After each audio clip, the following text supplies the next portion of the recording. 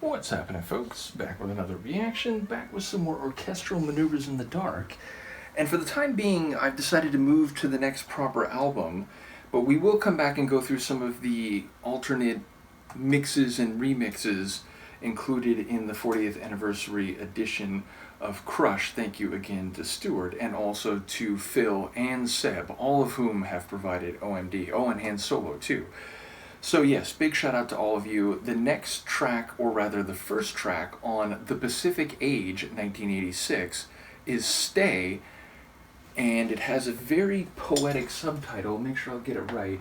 The Black Rose and the what wheel? Sorry, it's a long title here. The Black Rose and the Universal Wheel.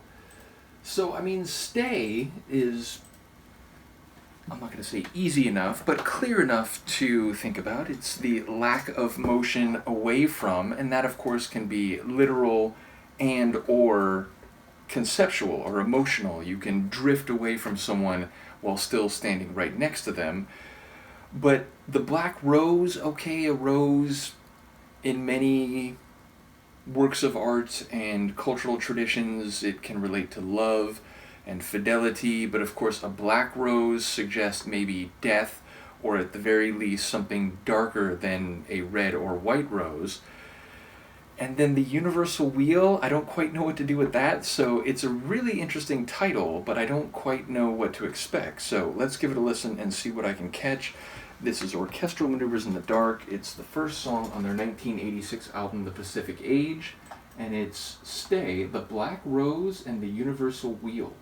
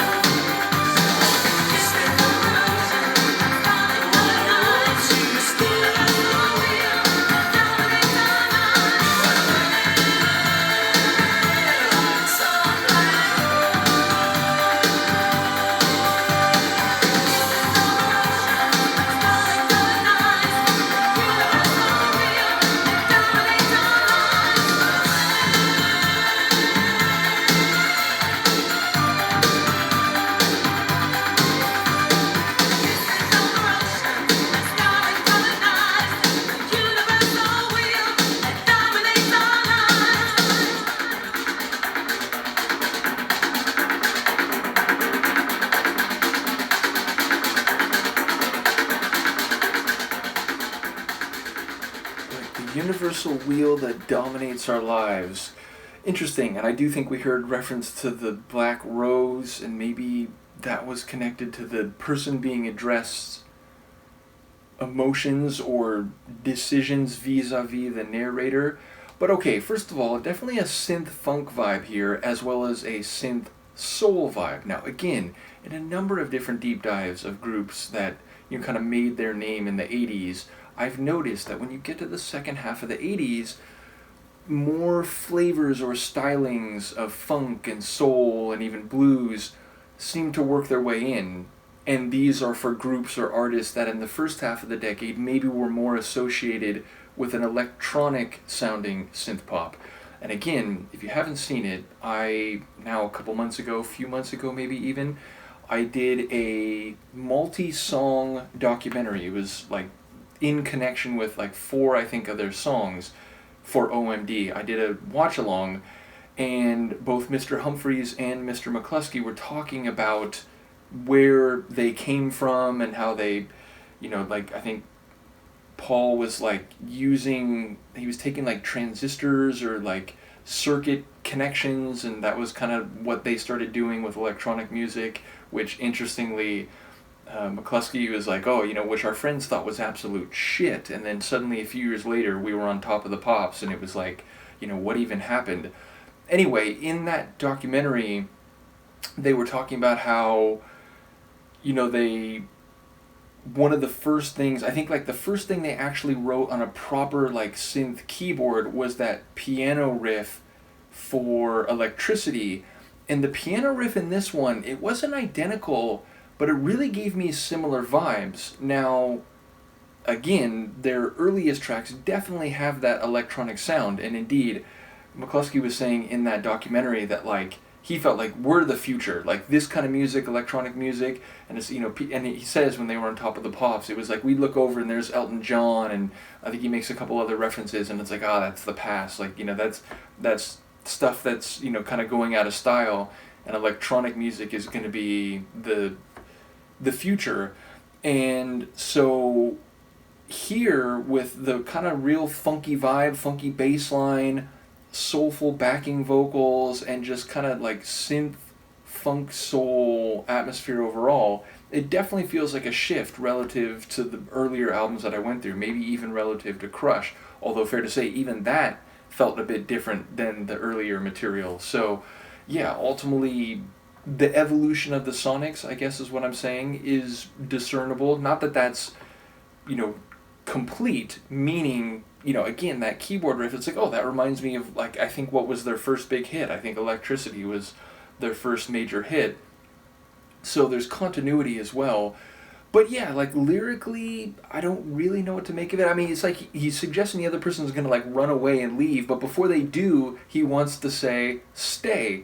So it's like this like snapshot in time emotionally between two people, and the narrator seemingly wants this other person not to run away and to, I don't know, like the Black Rose, again, I heard the phrase, I don't quite know how that catches in or how that relates, but then the idea of the universal wheel, it seemed to be making a more ubiquitous point about, everyone's lives, or, humanity in the modern era more broadly. So yeah, one that I'd have to re-listen to and try to digest the lyrics a bit more, but sonically I really enjoyed it. As I said, it's like you can hear continuity and evolution at the same time. So as I said, I'm looking forward to the full OMD journey. Thank you again to Han Solo and to Seb and to Phil and to Stuart, and we will go through those bonus tracks that I jumped over at some point. So yeah, I just felt like continuing with another like proper album. So let me know what you think of this one, and I will see you next time.